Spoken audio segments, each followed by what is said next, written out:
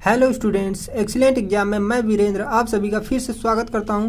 दोस्तों, आज हम पढ़ने वाले हैं एनसीईआरटी कक्षा 10 की विज्ञान, जिसमें हम पढ़ेंगे अध्याय 20 है हमारा विद्युत धारा। ठीक है, विद्युत धारा इलेक्ट्रिक करंट, भौतिक विज्ञान में इलेक्ट्रिक करंट। ठीक है, तो इलेक्ट्रिक करंट आज हमारा इसका क्लास पहला है। तो दोस्तों, जो भी स्टूडेंट्स इस चैनल पे पहली बार हैं, चैनल को फटाफट लाइक, सब्सक्राइब और शेयर कर दीजिए और हमारे चैनल से जुड़ जाइए। ठीक है दोस्तों, तो एक और बात दोस्तों, हमारे मैथ की क्लास शाम को डेली 5 बजे चलती है।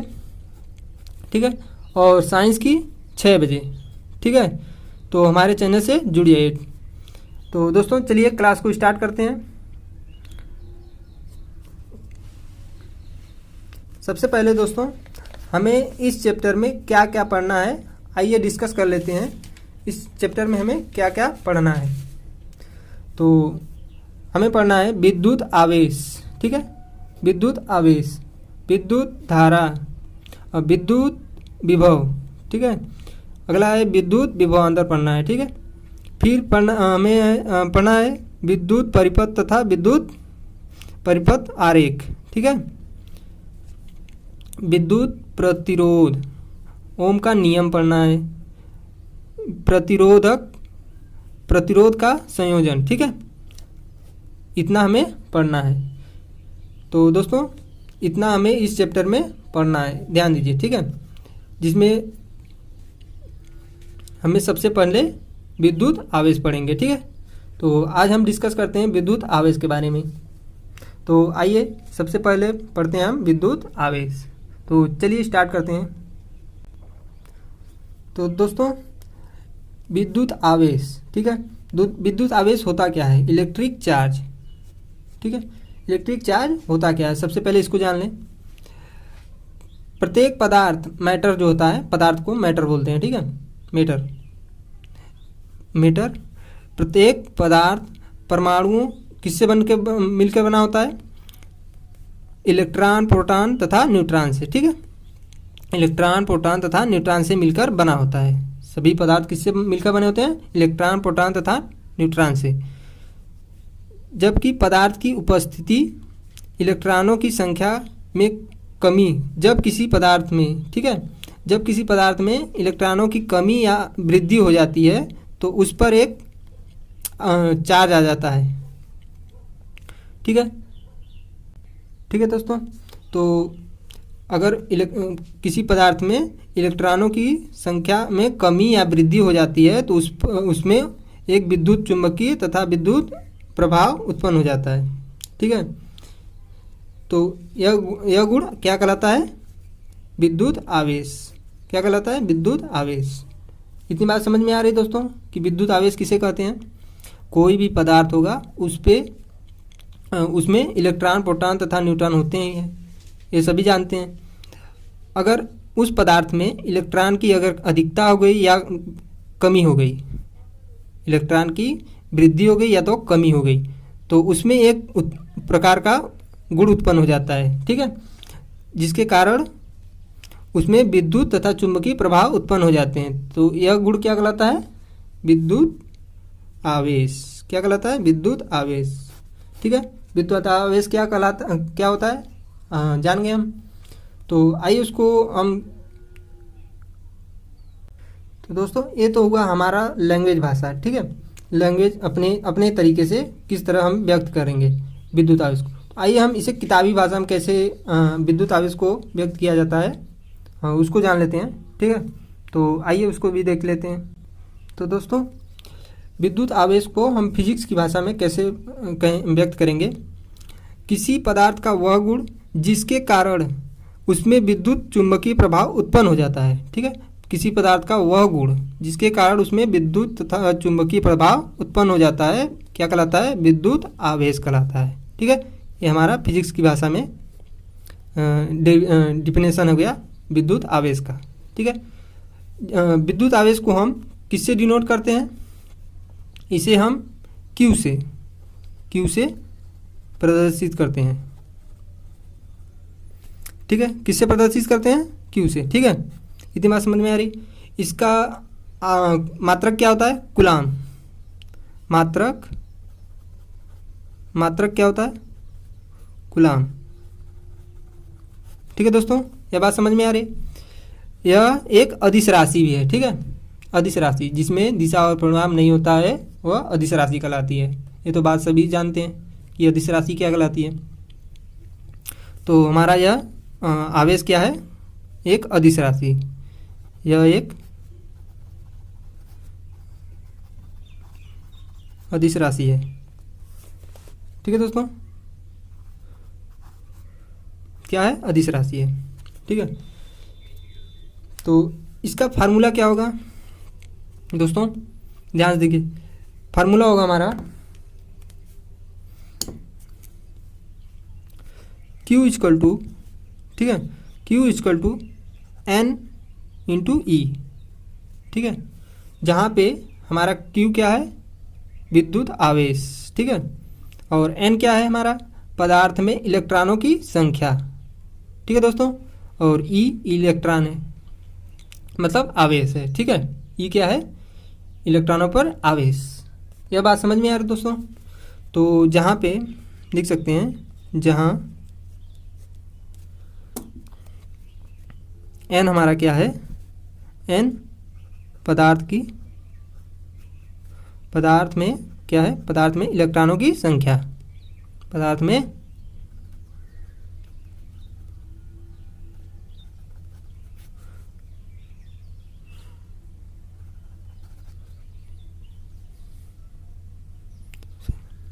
ठीक है, क्या है? इलेक्ट्रॉनों की संख्या।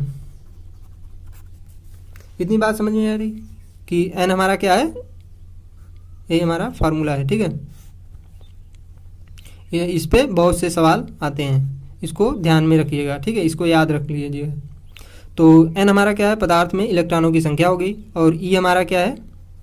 इलेक्ट्रॉनों पर आवेश। ठीक है, इलेक्ट्रॉनों पर आवेश। बात समझ में आ रही है दोस्तों? तो हमारा E क्या हो गया? इलेक्ट्रॉनों पे आवेश, जिसमें हमारा E का मान कितना होता है? E इलेक्ट्रॉनों का मान कितना होता है? E का मान होता है कितना? 1.6 गुणे 10⁻⁻19। इसका मात्रक होता है कूलाम में। ठीक है, इसे हम मापते हैं कूलाम में। कूलाम, इसे हम C से भी डिनोट करते हैं। ठीक है, कूलाम को C से भी डिनोट करते हैं। इसकी कूलाम को हम किससे डिनोट करते हैं? C से।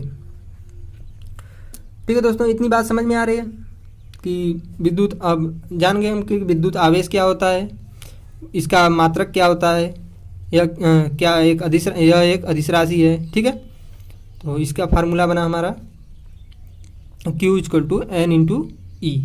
ठीक है, जहाँ पे N हमारा क्या है? पदार्थ में इलेक्ट्रॉनों की संख्या, और E क्या है? इलेक्ट्रॉनों पर आवेश। ठीक है, और E का मान कितना होगा? इलेक्ट्रॉनों का आवेश का मान कितना होगा? 1.6 गुणे 10⁻19 कूलाम। आगे क्या कहता है? एक कूलाम आवेश उस विद्युत आवेश के तुल्य है। ठीक है, मतलब बराबर है। एक कूलाम आवेश उस विद्युत आवेश के बराबर है जो लगभग 6 गुणे 10⁻18 इलेक्ट्रॉनों में उपस्थित होता है। कितने इलेक्ट्रॉनों में उपस्थित होता है एक कूलाम आवेश? 6 गुणे 10⁻18। ठीक है, इतने में उपस्थित होता है एक कूलाम आवेश, इसके बराबर होता है। ठीक है, इतने इलेक्ट्रॉनों में अगर उपस्थित होता है तो इसके एक कूलाम आवेश उसके बराबर होगा। इतनी बात समझ में आ गई दोस्तों? तो दोस्तों कुछ नोट्स हैं, नोट्स इसे हमें इस बात को हमें ध्यान में रखना होता है। ठीक है, जो हमें क्वेश्चन को सवालों को सॉल्व करने में मदद करेगी। ठीक है, तो आइए क्या कहता है? चूँकि परमाणुओं में इलेक्ट्रॉनों की संख्या प्रोटॉनों की संख्या के बराबर होती है। ठीक है, यह विद्युतीय उदासीन होता है। ठीक है, तो अतः प्रोटॉन तथा इलेक्ट्रॉनों के आवेश बराबर होते हैं। इसलिए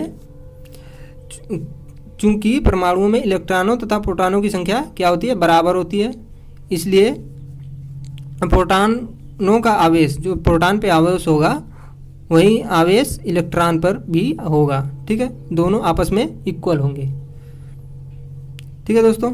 और अगला क्या कहता है, किसी विद्युत आवेश के चारों ओर का वह क्षेत्र जिसमें उस आवेश के प्रभाव का अध्ययन किया जाता है क्या कहलाता है, इलेक्ट्रिक फील्ड, विद्युत क्षेत्र।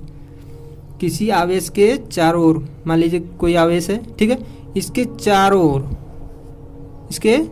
ओर का वह क्षेत्र, ठीक है, क्या कहलाएगा, इलेक्ट्रिक फील्ड। इसमें इसका अध्ययन हम जो इस आवेश के चारों तरफ का जो हम अध्ययन करेंगे क्या कहलाएगा, इलेक्ट्रिक फील्ड, ठीक है, इसे इलेक्ट्रिक फील्ड बोलते हैं। तो इस बात को हमें ध्यान में रखना है, ठीक है दोस्तों। तो चलिए आगे बढ़ते हैं।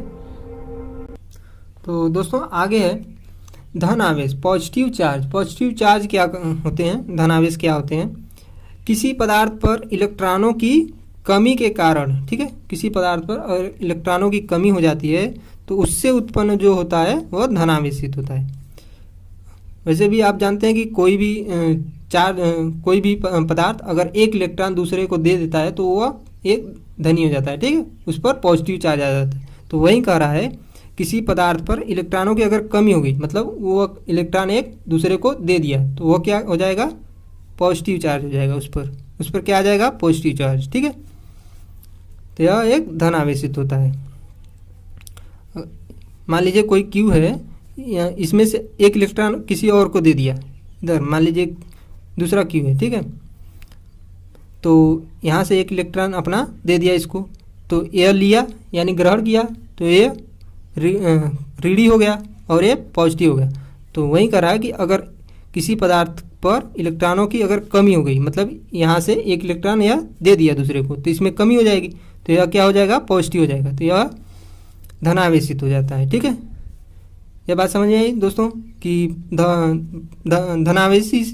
धनावेशित मतलब पॉजिटिव चार्ज क्या होते हैं, ठीक है दोस्तों, यह बात समझ में आ गई। आगे क्या आता है, मान लीजिए एक उदाहरण के तौर पे हम समझते हैं दोस्तों, इसको उदाहरण से समझते हैं कि पॉजिटिव चार्ज क्या होता है, मतलब धनावेश क्या होते हैं, ठीक है। तो धनावेश क्या होते हैं, मान लीजिए उदाहरण में यदि एक कांच की छड़, ठीक है, कांच की छड़ को हम रेशम के कपड़े से रगड़ेंगे तो उस कांच की छड़ पर इलेक्ट्रॉनों की कमी हो जाती है, ठीक है। मान लीजिए कोई कांच की छड़ है, ठीक है, कांच की छड़ को हम रेशम के कपड़े से रगड़ेंगे, ठीक है, तो उस पर इलेक्ट्रॉनों की कमी हो जाती है, यहाँ से इलेक्ट्रॉन रेशम के कपड़े में चले जाते हैं निकल कर, तो इस पर कमी हो जाती है, तो यह क्या हो जाता है, एक धनावेशित हो जाता है, इस पर पॉजिटिव चार्ज आता है, इस छड़ पे क्या आ जाएगा, पॉजिटिव चार्ज, तो यह हमारा धनावेशित कहलाता है, ठीक है। बात समझ में आ गई दोस्तों कि धनावेशित क्या होते हैं। तो आइए आगे देखते हैं दोस्तों। आगे आता है हमारा निगेटिव मतलब ऋणात्मक आवेश, निगेटिव चार्ज। तो निगेटिव चार्ज क्या होता है, पॉजिटिव चार्ज का जस्ट अपोजिट। किसी पदार्थ पर इलेक्ट्रॉनों की अगर अधिकता हो जाती है, ठीक है, उसमें था किसी पदार्थ पर इलेक्ट्रॉनों की कमी हो जाती है तो वह धनावेशित हो जाता है, ठीक है। तो इसमें क्या होगा, किसी पदार्थ पर इलेक्ट्रॉनों की अधिकता के कारण उत्पन्न आवेश ऋण आवेश कहलाता है, ठीक है। तो मान लीजिए कोई छड़ है, किसी पदार्थ पर इलेक्ट्रॉनों की अधिकता के कारण उत्पन्न आवेश क्या कहलाता है, ऋण आवेश, ठीक है दोस्तों। आइए इसको भी उदाहरण के माध्यम से समझते हैं। तो दोस्तों उदाहरण है, यदि एबोनाइट, ठीक है, एबोनाइट की छड़ होती है एक, ठीक है, यदि एबोनाइट की छड़ को हम फर्क से रगड़ें तो एबोनाइट की छड़ पर इलेक्ट्रॉन की अधिकता हो जाती है। कोई एबोनाइट की छड़ है, ठीक है, उसको हम फर्क पर रगड़ेंगे तो इस पर इलेक्ट्रॉन की अधिकता हो जाती है, यानी फर्क से इस पर इलेक्ट्रॉन आ जाते हैं, तो इसमें इलेक्ट्रॉन आ गए तो यह इलेक्ट्रॉन ग्रहण कर लिया, तो मतलब इस पर एक इलेक्ट्रॉन आ गया तो यह ऋणी हो गया, ठीक है, ऋणी हो गया। तो इस पर इलेक्ट्रॉनों की अधिकता के कारण क्या हो गया, यह ऋणी मतलब ऋण आवेश, इस पर ऋण आवेश हो गया, ठीक है। यह बात समझ में आई। मान लीजिए कोई क्यू है चार्ज, यह अलग से किसी दूसरे यहाँ से यहाँ से इलेक्ट्रॉन कोई चार्ज था, इससे इलेक्ट्रॉन लिया, ठीक है। तो इलेक्ट्रॉन जब लेगा तो यह ऋणी हो गया और यह पॉजिटिव हो गया, इलेक्ट्रॉन दे दिया तो यह पॉजिटिव हो गया ऋणी। तो ऋण चार्ज वाला क्या कहलाता है, ऋण आवेश, ठीक है, जिस पर अधिकता हो जाती है ऋण आवेश। तो दोस्तों धन आवेश क्या होता है, ऋण आवेश क्या होता है, बात समझ में आ गई दोस्तों, ठीक है दोस्तों। तो एक बात आती है, अगर सेम चार्ज होगा, ठीक है, मतलब समान आवेश अगर होंगे, समान आवेश वाले वस्तु, तो एक दूसरे को क्या करते हैं, एक दूसरे को प्रतिकर्षित करते हैं, रिपल मतलब उसको दूर करते हैं, ठीक है, प्रतिकर्षित। मान लीजिए सेम चार्ज है, मान लीजिए क्यू है, मतलब इस पर पॉजिटिव चार्ज है और इस पर पॉजिटिव है, तो एक दूसरे को मतलब दूसरे को दूर करेंगे, प्रतिकर्षित करते हैं, ठीक है, ठीक है दोस्तों। तो अगर समान आवेश होंगे, एक जैसे आवेश होंगे तो एक दूसरे को प्रतिकर्षित करेंगे, तो यह क्या कहलाएगा, प्रतिकर्षित, क्या कर रहा है, प्रतिकर्षित कर रहा है, ठीक है, एक दूसरे को प्रतिकर्षित कर रहे हैं, ठीक है। और अगर विपरीत आवेश होंगे, मान लीजिए कोई क्यू चार्ज है, क्यू है, उस पर माइनस चार्ज है, और कोई आवेश है, ठीक है, कोई आवेश है, इस पर पॉजिटिव चार्ज, तो एक दूसरे को अट्रैक्ट करेंगे, मतलब एक ही तरफ आकर्षित करेंगे, तो इसमें आकर्षण होता है, क्या करेंगे, एक दूसरे को आकर्षित करेंगे, ठीक है, ठीक है दोस्तों, एक दूसरे को आकर्षित करेंगे, एक मतलब विपरीत चार्ज होंगे तो आवेश होंगे तो एक दूसरे को आकर्षित करेंगे, और सेम आवेश होंगे एक जैसे तो प्रतिकर्षित करेंगे। मान लीजिए यहाँ पे माइनस हो गया और माइनस आवेश है, ठीक है, ये दोनों भी प्रतिकर्षित करेंगे, आकर्षित केवल करेंगे जो सेम मतलब विपरीत चार्ज होंगे। तो इतनी बात समझ में आ गई दोस्तों। आई होप कि आज जितनी बात बताए होंगे उतनी बात आपको समझ में आ गई होगी। तो दोस्तों आपको आज के क्लास कैसा लगा, हमारा अपना सुझाव कमेंट बॉक्स में कमेंट करके बताइए, और कोई भी दिक्कत या प्रॉब्लम आ रही है तो भी कमेंट बॉक्स में कमेंट करिए, ठीक है दोस्तों। तो फिर मिलते हैं अगली क्लास में, आगे हम पढ़ेंगे विद्युत धारा, ठीक है, विद्युत धारा, विद्युत विभव, ठीक है। तो फिर अगली क्लास में हम मिलते हैं, तब तक के लिए take care, bye bye, best of luck.